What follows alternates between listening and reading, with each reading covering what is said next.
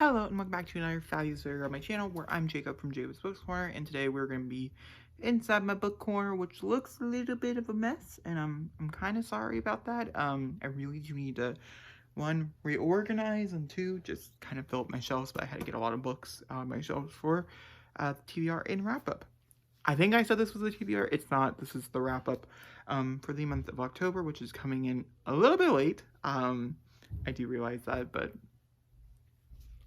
I don't need to explain. Either way, it's for you guys. It's a video coming out later on this one. But so basically, I'm gonna run through the three books that I don't have a physical copy of. That way, I don't forget them and I don't forget their ratings. And so, first one is Watchmen. I do have a vlog covering my opinions and stuff, and so I'll just leave my weekly vlogs playlist down below in case you guys are curious. But Watchmen, I gave a 2-star to. I didn't really like the writing. I didn't really like the artwork. I didn't mind the writing, but I didn't like the artwork. I didn't really like the story, and overall I'm just not really vibing with the world of Watchmen. I like the idea of Watchmen, I like the concept, but the actual world overall didn't particularly care for. Then I read Dear Martin, which I almost picked the sequel, and I kind of regretting that I didn't because it was at my work. But I read Dear Martin, which was a 5 out of 5 stars. This follows a boy who is dealing with grief after one of his best friends is shot and killed by a police officer. And so it's in the same vein of like The Hate You Give and things, and it's done just as well and classically, and it's beautiful and it's amazing and it's great, and I highly recommend. The writing was really, really strong. It's a mixture between a few different writing styles and throughout the book, which was really nice. It's really short and it was very easy to read, and it was very easy for a lot of people to read. Nothing was super graphic or anything, but everything came across really, really nice and very potent, and I really, really did enjoy the way Nick Stone wrote the novel, and I'm quite excited to read more of her work. Then we're going to move on to Full Throttle, which is written by Joe Hill. This is a collection of short stories, and there's like 7 of them, if I'm not mistaken. The foreword is basically explaining his life and how he came to love horror because of his dad, which I had already known. I've already read that due to something else. I can't remember what it was, but that was already new to me. And then the first short story I had already read as well because of Stephen King, and which I didn't really like either. It's like called GoDaddy or something like that. I was not a huge fan. To be honest with you, I wasn't a huge fan of any of this collection, and so this got a 3-star. Certain stories I liked. I couldn't tell you which ones now. But I'm really excited to pick up Joe Hill's, just like his own work, because there was a few collaborations for this with his dad and a few other authors. But also, maybe I just don't like his short fiction, even though these were pretty long short stories. Probably the length of like a novella, but I just didn't really like it. It's the moral story.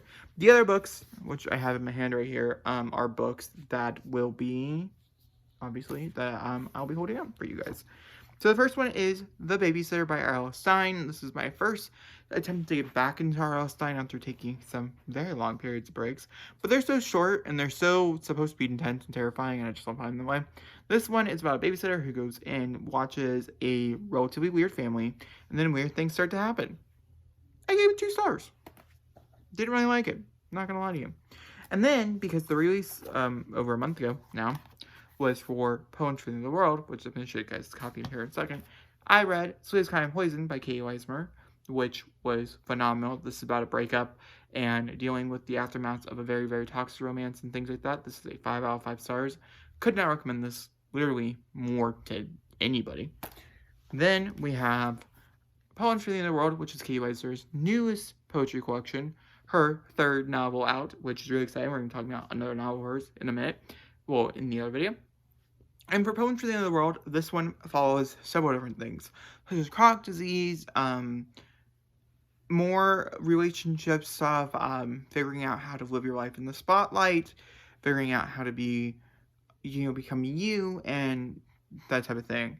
If you're underwhelmed by me, please just let me go, is what the back says. I love it. It's so gorgeous. The cover itself is really, really gorgeous.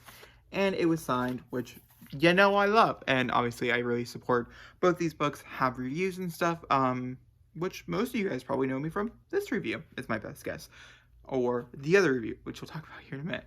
But yeah, so I love this is obviously a 5 out of 5 stars. This is my third reread, and this was like my 10th. So gives you clarity. And then we have One by One by Ruth Ware, which I read for the Literally Dead Book Club's book of the month, pick type of thing, which I very, very much enjoyed. Did I? No, I lied. This is about a group of people who work at Scoop who go to this remote skiing lodge, I guess. Yeah, that's the best way to put it. Skiing lodge where they go and they stay and then they all start to die. I don't remember anybody being said that they die in the beginning. Yeah, in Kayla's book wrap-up, she specifically says that's the way it is, and it's kind of like Big Ol' Lies and stuff, which is what I was going to reference. But I have to say I was really disappointed by One. For instance, Kayla gave us, I think it was like a 3 or 4 out of 5 stars, which was really shocking. I thought she was going to miss like a 2. I'm not going to lie to you. I was really shocked by her review. But I do understand where she was coming from, which is why I'm going off of that, because that's the first review I've heard that is really positive about this book, and that there is something to say that we need to start appreciating the similarity of it. But honestly, I think I was just really disappointed because all the elements I really enjoyed in the thriller were here. I just didn't like any of them.